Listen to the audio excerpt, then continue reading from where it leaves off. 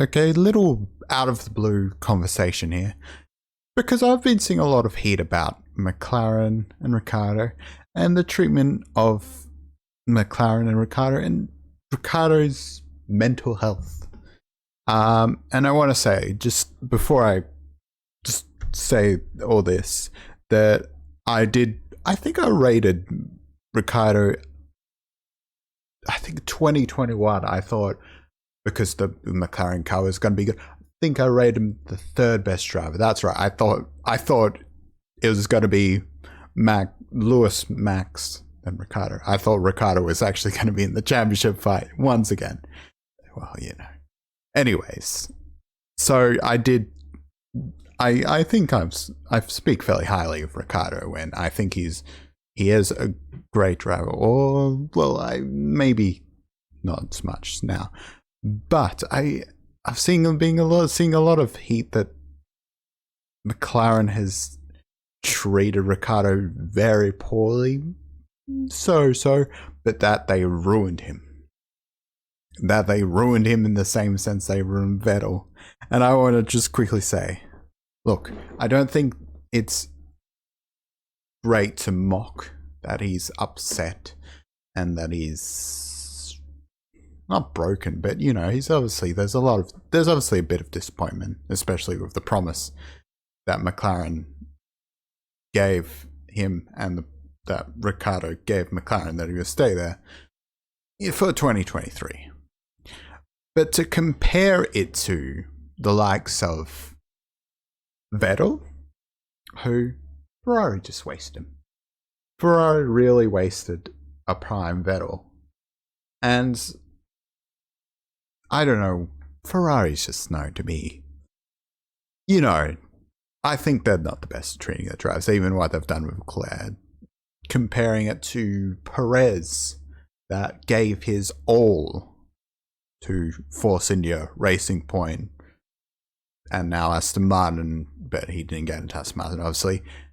He gave his all, he was performing well, and he basically saved the team from bankruptcy. From all the sponsor money he brought in, which is, I still think, come on, he was better than Stroll. They should have kept him, but whatever.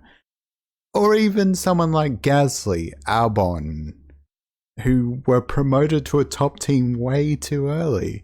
Both seem to have bounced back, I think, Gasly and Albon, but that's just a big experience. But again, I'm not sure about that. To compare what Ricciardo has done, in the sense that Ricciardo has underperformed. He has underperformed. He's been given plenty of time by McLaren. Look, it's a bit shit that they agreed that they would keep him for 2023 and they went back on that promise, but that's business. That's business. They talk about it a lot in the NBA, for example. That's business. Players get cut all the time. You have to deal with it. I think Ricciardo is one of those examples where I think he's just not performed. He's not performed. Unperformed.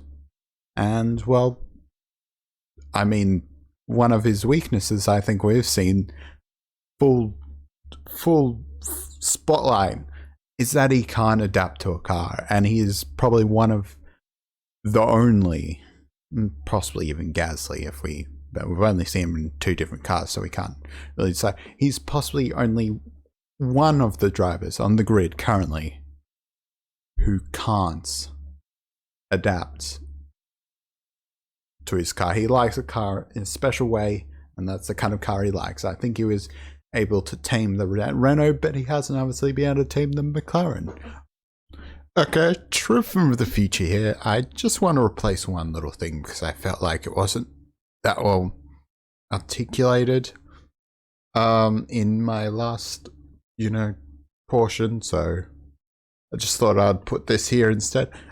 Basically, my point was that I think the logic that Ricciardo is McLaren's last winner, that Norris hasn't won anything, and, well, I guess the obvious counter to that argument is I'm pretty sure Maldonado is Williams' last winner. Kimi Raikkonen is Ferrari's last World Drivers' Championship. And, you know, there's obviously been two very deserving drivers in Vettel and Alonso. No one's saying Kimi's better than...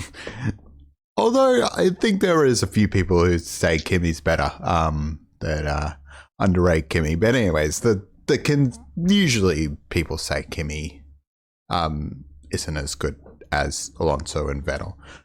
But that's the whole argument, and flawed. It's flawed. It's really flawed. You're not going to win a championship scoring 25 points. You're more likely to win a championship by scoring consistent points in a few podiums, some fourths, some fifths, maybe some sixths. I'm sure it's happened one time in probably one of the fetuses series where a team just won by that. I think it's mathematically possible in Formula E for someone to win once and be floating around the top 10 for the other ones, considering how infrequently people win and how it switches over. But again, the whole point of just that one win doesn't get you much. Consistent points is what you want. So I don't know. But to say that I think it's just wrong to say McLaren has broken him. He's being given the chances. But I think there is obviously a reason for not, mocking him. Not mocking that he's crying or nearly crying, as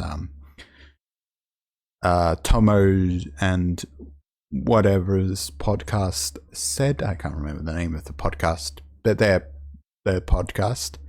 But still, come on. McLaren fans, even you guys, even the greatest Ricciardo fans, I think you need to chill down that he's taken a mental health. This has taken a toll on his mental health because he's the one that hasn't performed. Unlike Perez when he was kicked out, partially unlike Vettel, who did perform at a high rate until those last few seasons. I just wanted to get it out there that's how I think people should be looking at the Ricciardo situation. Some people going too far with the mocking, of course, but some people are taking it way too far with the McLaren hurt him, McLaren broke him, And I just wanted to have my opinion out there. But for more content like this and more just opinions, hot takes, go check out my other podcast episodes, much longer podcast episodes where I talk a bit more about everything F1, what's currently going on, and even some predictions. I'll be also doing one more of these sometime this week, I hope, talking about Piastri. So check out that little blooper, reel, I should say. But other than that, take care.